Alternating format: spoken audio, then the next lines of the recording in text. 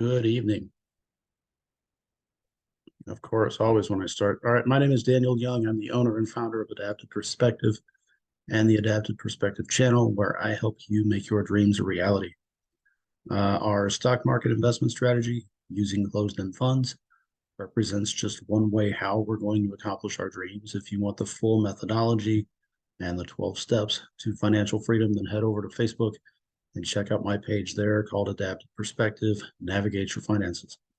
Um, our self-managed closed-end fund portfolio is built on lasting dividends, not the gradual sell-off of funds. And that means the day-to-day, week-to-week pricing doesn't bother me. I'll be honest that I pay attention to it, but it doesn't weigh me down.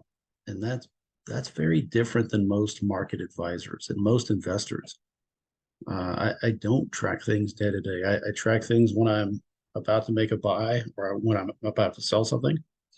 And then I do updates on weekends. So here's the component of our strategy. Really not one, it's multiple. So we play the long game. It's a no withdrawal portfolio that's designed to fund our retirement through dividends, fund our retirement through dividends of slow cash outs. Sorry, the cats are nuts right now. It's part buy and hold, and then it's all rollover. So we're not withdrawing any dividends at the moment. It's some of it is buy and hold and it's marked. Some of that is sell or like in rollover, and then everything carries forward. We just reinvest our proceeds.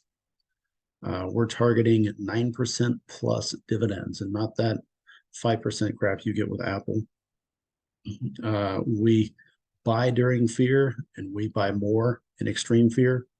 And if you're buying in the greed cycle, which is pretty much where we are right now, then you want to make certain you get a really just great deal. You want to demand crazy discounts, and we never pay premium. So how do we do it? So first, this is an unedited video. I mean, who knows what you'll hear as I film these in my house. I'm not a financial advisor. I am a financial strategist, and I don't speak like the herd. I walk in limited company, and sometimes I walk alone. I'm okay with that. So we have a specific strategy that I'll get into, and I've talked about this in past videos. So based on our strategy, where would I park money if I'm buying on Monday? I think we look at bonds.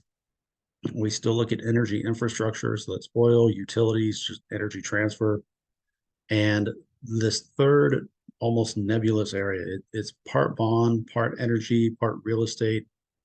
It's wherever you can find the best deal.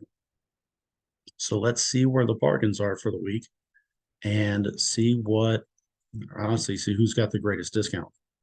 So I'm going to share my screen. This is the closed-end fund master.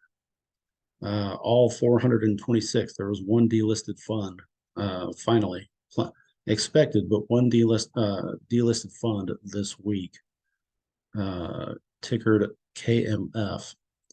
KMF and KYN, which I understand that gets confusing, but KMF and KYN merged. So KMF delisted, still waiting on the merger details to see how that actually we'll say manifested or ended up, because I mean I got the details through the voting side of things and all the documents, but that can change by the time the sale and merger actually happens. So all 426, everything in purple is recommended. Everything in gray doesn't meet these standards. Everything in blue we own, and olive we track for any number of reasons.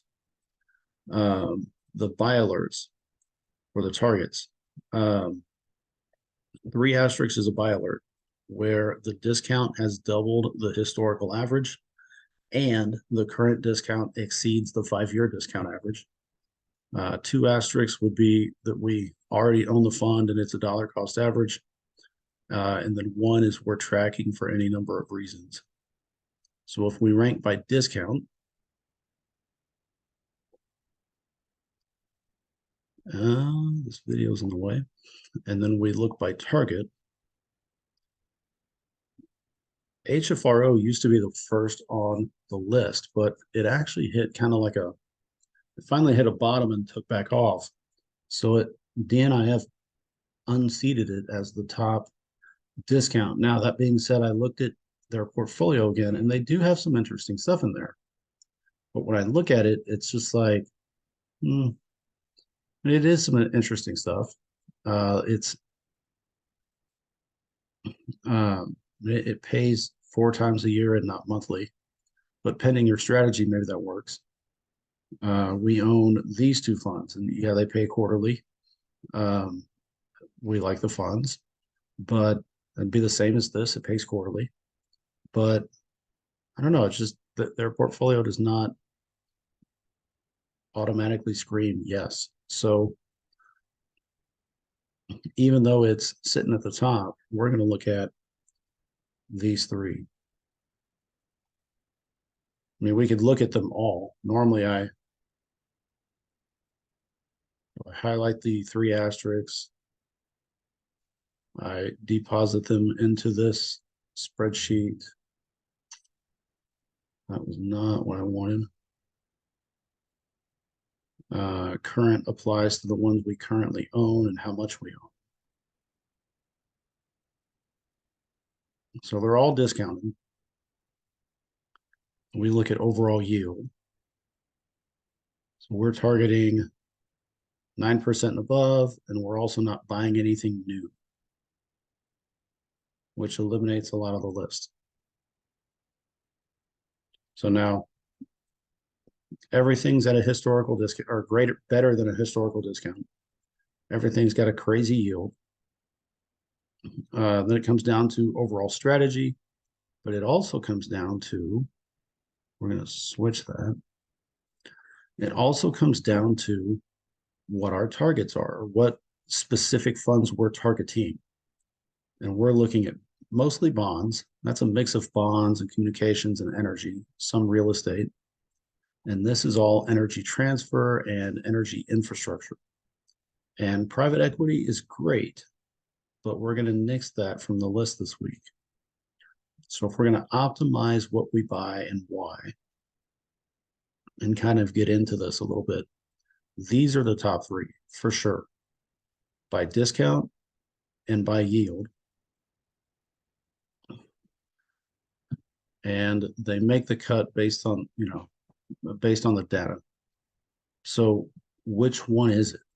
Which one is the best buy? Well, it's a pretty close neck and neck. I can make a case for all of them. But what I wanted to show you is some information from articles. This is just kind of general email. Have you noticed that despite the curtailing of oil production, or I guess the supposed curtailing of oil production, then you have the war in the Middle East, or in between Israel and Hamas. You've got Russia and Ukraine. Airline industry is ramping up for the holidays. Supposedly it's not the summer demand, but at the same time, it's still pretty consistent demand for gasoline. Plus, you have the struggling electrical grid, which is still coal, oil, and every single new mobile charging station generally has a diesel backup. So it's not like the demand for oil is diminishing. So why are we seeing a slight drop in pricing at the gas station? That makes no sense. Now, it's not back to what it was. I mean, people will be like, oh, yeah, it's cheaper. Well, yeah, I mean, it used to be what, God, like 320 locally, and now it's at 280. So yeah, that's cheaper, but that's still $1.20 more than it used to be. But why are we seeing the dip in pricing when OPEC said they were going to cut and when we still have the fairly consistent demand? Rumor has it is OPEC isn't cutting. They were supposed to cut, but they're not cutting, which plays into if you can believe it, we have too much supply, which doesn't make sense at all. But something's influencing the oil market towards driving the cost of gasoline down. Just doesn't make sense to me. Um, so that's the case for this one. Brett Owens makes a great case for HFRO. I mean, we're still getting an obscene discount, which means instead of paying a full dollar for something, you're getting it for just 63 cents. That's obscene. That's amazing, but that's obscene, and makes a great case based on the types of loans they hold and why that's an opportunity. If you look at each of these funds historically, so if we just take out the net asset value and look at just the historical pricing, HFRO has the most to gain back to normal. So from about 8 to maybe about 12. HLB from 8 to about 10. KYN is, I mean, still not at pre-pandemic. None of these are. Well, HFRO is close. Or sorry, that's HLB. HFRO is not. KYN is not. So we're still kind of in the midst of trying to figure out what has the better deal. Like, where's the best ideal place for your money right now? I like to buy things in sets of 50. Makes the math easy. So of what we currently have, I've been trying to push everything to 200, although that was just an insane deal to pass at the time. So it's 250. The interesting thing between KMF and KYN is I'm not going to get a one-to-one transfer between KMF and KYN. It's like 88 cents. So instead of what we own with KMF transferring over, it's going to be like 132, I think. I think that's right. That puts us at 382. I like round numbers. So I'm kind of waiting on, this is just me personally, this is the strategy of what I would buy if I was buying on Monday. I want to see how the overall shakeout between KYN and KMF is, because I don't know if that added stock and transfer will drop the price. I don't know what'll happen there. Supposedly, the dividend amount is going to go up to 0.22, which isn't going to raise the yield terribly much. But if it went back to like pre-pandemic yield, that would make a difference. My goal has been to get everything to 200, but we're also looking at the best overall deal. This is a good dollar cost average for us. I like what's inside the portfolio. It sets us up well in this economy. I mean, it really has the best yield of the three. Excuse me. And it's a consistent monthly payer. So I could make the argument for that. And this one still just has this obscene dividend, or this obscene discount. I mean, instead of paying a dollar or break even, like this is the overall value of the company, but you're getting it at a discount. So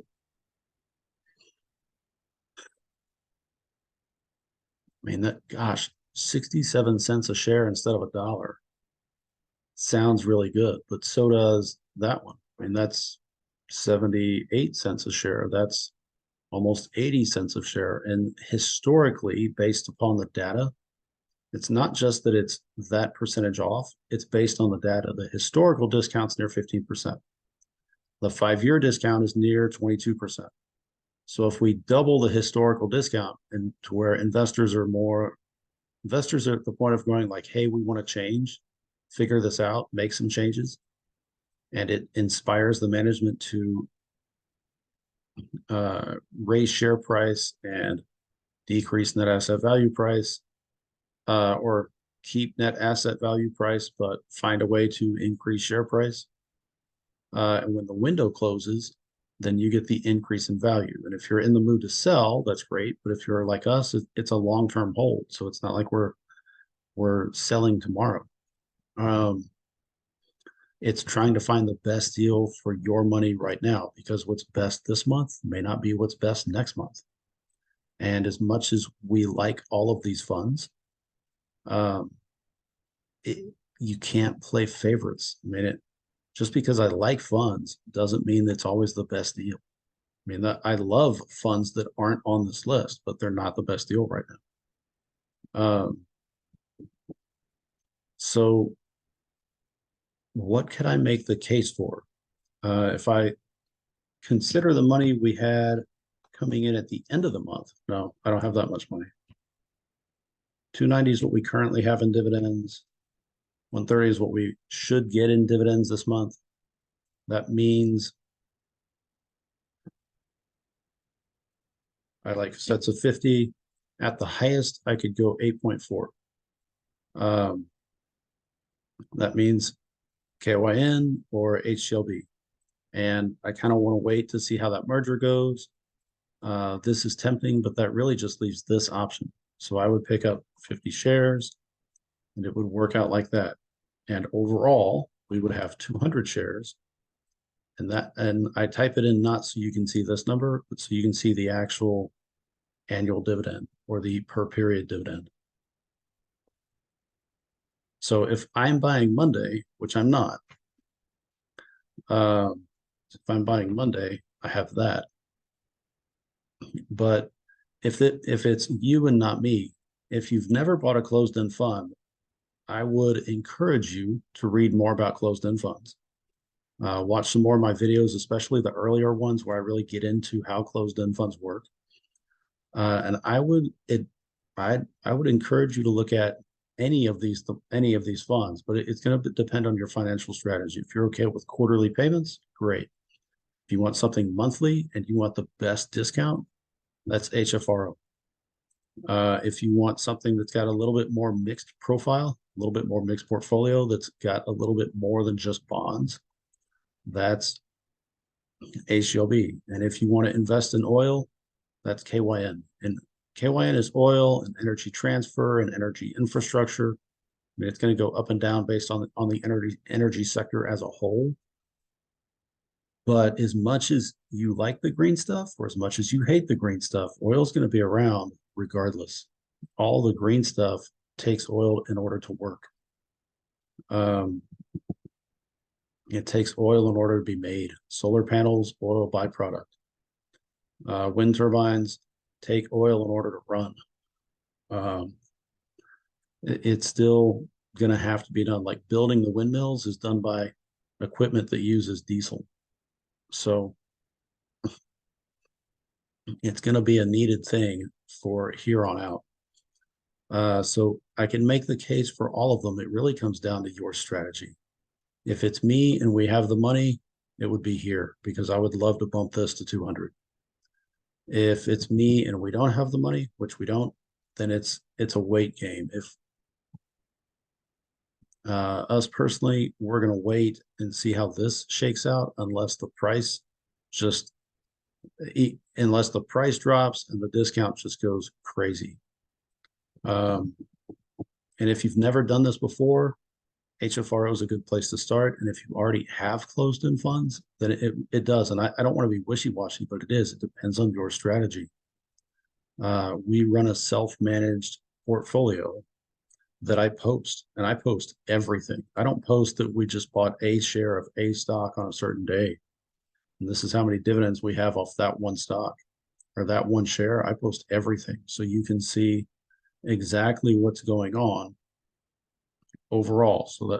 So for this fund, accumulated dividends across all buys, overall return of investment by dividend, current cost, current value, the current return of investment just based on share cost, and then a total where it takes in the return of investment and the dividend amount so that you get the total ROI and the overall profit loss. You see what we sell things for, Um, yeah, I mean, you see everything. Orange just means it delisted. It's kind of, I'm waiting for the final data. Um, and then I like to know how many overall shares we own. Doesn't really matter in the long scheme of things, but I like to see how many shares we own. That's our total investment. That's our current total annual dividend, which is more than that, like 10% of. So if you stack a zero on the end of this, 10% would be uh, 23,000. Like we're almost there. So we're actually making more than you would think, but it's because of the special dividends and end of year dividends that these companies pay, or that some of these companies pay. You look at our accumulated dividends. We started this in March of 2021, and it slowly grew. So over the course of 2.5 years, we've gained back a little bit over 12% in just dividends. The current value of our portfolio at Webull, I think, is like 11% down, but it doesn't track dividends at all. I think it's been as low as like 18% down in the crazy COVID timeline, put it that way. Um, so as it fluctuates up and down, the dividends keep paying. And that's the goal, build a steady stream of income with just dividends and not have to worry about stock price. Stock price only matters when you sell. And if we're just going to keep everything long term, which I'll be honest, we are not going to keep all of these funds long term. This is a great fund, but it's on a drip. And I don't like the dividend reinvestment plan where it auto reinvests the money for you. I want to invest my own dividends where I want to invest my own dividends. Um, some of these are marked to sell. Some of them are marked long term. Like how long? I don't know. We'll just kind of see how the market goes. Some of them are marked lifetime. A guy I read doesn't consider this a lifetime buy. That's fine. We have our own opinions. Um,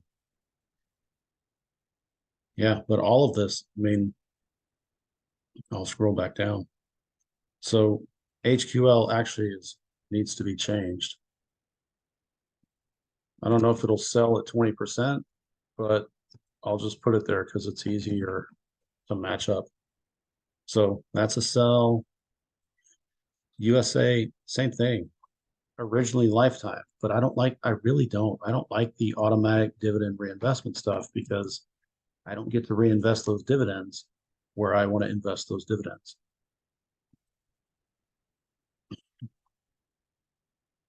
Um, yeah. So I mean the overall the share price of this ought to go up just based on what's in it. But yeah, as soon as it hits 20% or close, if it just skyrockets one day and hits over 20%, then it'll be a sell and we'll reinvest it somewhere else. Um, but yeah, but I put everything because that's the whole point of transparency is to show people what we're buying and when we're buying it and how much we're paying for it and try to put a video together in advance of why we're buying that and then showing you the dividends about that and our journey of things. The current standards by which we are categorizing, rating, and filtering out all the data are not where we started. But we're continuing to learn and continuing to try to improve the methodology to where we optimize our investment. And that really is the goal, optimize the money we're investing so that it has the best chance of doing well. Trying to take emotion out of it. I like all of these funds. Well, I mean, the ones we sold, obviously, we ended up not liking. But I love all of these funds for different reasons. I like the sectors they're invested in. I like the management company. I like how they run their portfolio. But I can't buy just based on like. You have to buy based on what makes the most sense for the current market and what gets us the best deal for our money and what gives us the best long-term investment for our money. So kind of have to take the favoritism out of it.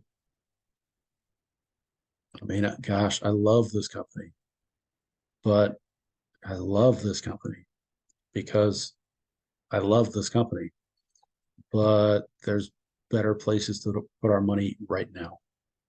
So those three, HFRO, HGLB, KYN are the top three for the week. I can make a case for all of them. I think if it's us and we're buying and we had the money, I would pick HGLB because I like the rounded 200. If I've never bought a closed-end fund before, it would probably be HFRO. And if the KYN KMF merger were complete and I knew how the stock price would shake out from that, then I could make a case for KYN too.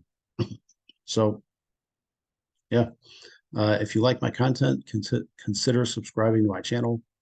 Hit the like button and then head over to Facebook and join my group there called Navigate Your Finances as you face the week for Thanksgiving. I hope you get some time off, and I hope you get to enjoy your time off. The stock stuff is fun. I like the data. I like the input. I like making these videos, but don't get so lost in your pursuits that you forget to spend time with your family. Enjoy the time off. Enjoy the day. Enjoy your family. And I wish you well in whatever you have going for the week. And I will see y'all on another video. So you're the captain of your ship. Captain it well. Point it where you want it to go. It will go exactly where you want it to go. So make sure you know where you're going and why. And then make sure you know the strategy you're implementing. And gosh, and pilot your ship, captain your ship, lead your crew. You can do it. Make it happen, and you will shock your world. Daniel Young signing off. I will see y'all on another video. Happy Thanksgiving, everybody. Really, happy Thanksgiving. Bye-bye.